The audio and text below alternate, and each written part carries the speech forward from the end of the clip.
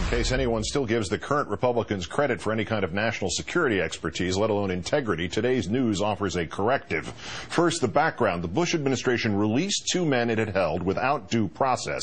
They went on to lead al-Qaeda in the Arabian Peninsula, sending Umar Farouk Abdul-Muttalib onto a U.S.-bound plane wearing a bomb carrying a visa the Bush administration gave him.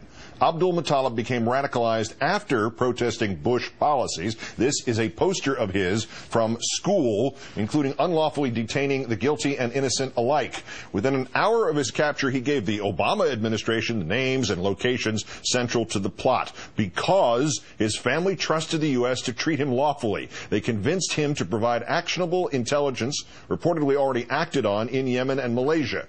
Republicans who cheered on Mr. Bush today say it's unbelievable how bad the Obama administration is at national security. And they're right. It's not believable. Senate Republican leader Mitch McConnell today conveniently forgot the fact that the Bush administration tried more than 300 accused terrorists in criminal courts, forgot that the Bush administration read shoe bomber Richard Reed his Miranda warning 5 minutes after they caught him, reminding him of those rights at least 3 more times in the next 48 hours because that reality thing interfered with McConnell's political delusion that Mr. Obama is doing anything differently.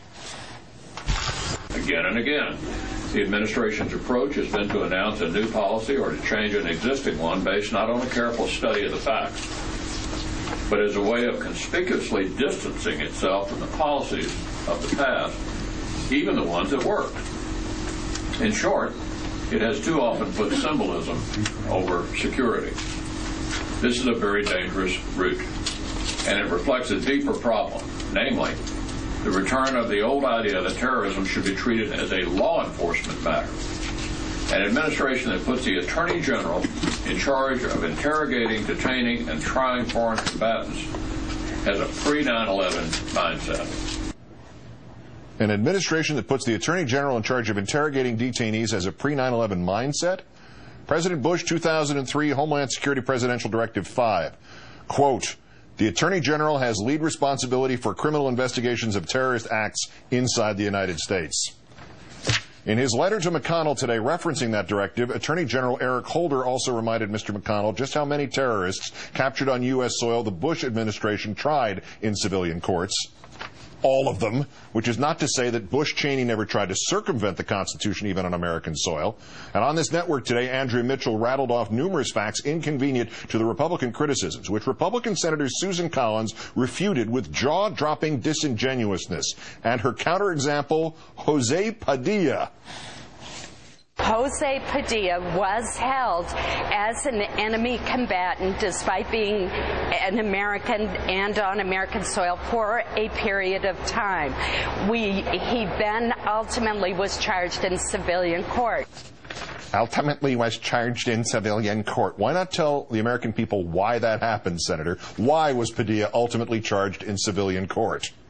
Because of this man, Michael Mukasey, who as a judge, before he became Bush's Attorney General, set the legal precedent with Padilla that the president could not deprive suspects captured in the U.S. of their right to counsel. At this point, let's bring in former CIA Special Agent Jack Rice, also a former field operations officer for that agency. Thanks for your time tonight, Jack. Great to be with you, Keith. I never cease to be amazed how far Republicans will go to score political points about terrorism, including rewriting their own history that they authored in the first place. But what is it? Is it reflex? Is it stupidity? Is it post-traumatic stress disorder? What is it? You know, it's a great question. It makes me really sad. As a former CIA officer, but also as a former prosecutor, if a terrorist kills an American, they don't kill a Democrat. They don't kill a Republican. But to see the Republicans turn around to try to use this to gain political points is really repulsive. And it should be repulsive to even conservatives at this point. So I'm hoping that they're going to re-gauge what it is that they're saying. An argument that they're making is that we'll never know how many plots might have been stopped if Abdul-Muttalib had been interrogated by the military. 2 parts. A, since no plots were executed here in the interim, is the answer not actually pretty clear, and is not the answer 0? And B, the flip side, is that not true that we will never know how many plots in Iraq or Afghanistan might have been foiled if we'd done all our interrogations over there properly without waterboarding or other illegal or unconstitutional tactics? Yeah, without question. I think that's really the sad part. I guess what we see now is that the GOP has decided that they are the experts in national security, but then how do they reconcile that with what we have seen at Abu Ghraib, what we saw at Guantanamo Bay, the idea of military tribunals that have been kicked back by the courts again and again, and I think most recently what we are seeing from Abdul-Muttalib and what he has provided to the intelligence community through the FBI because of a civilian courtroom. This truly blows them completely out of the water. I'm curious how they're going to respond to that. The context here, the FBI succeeded within an hour of turning an al-Qaeda terrorist into an informant. They got his family to coax him in to full cooperation that contributed, and this is from NPR, to the arrest of 10 people in Malaysia last week. That is a stunning success by any measure. And again, why would Republicans be, for want of a better word, crapping on what is clearly terrific counterintelligence work? I think because it undercuts the fundamental concept that they have been arguing about for decades, that they are the experts in national security.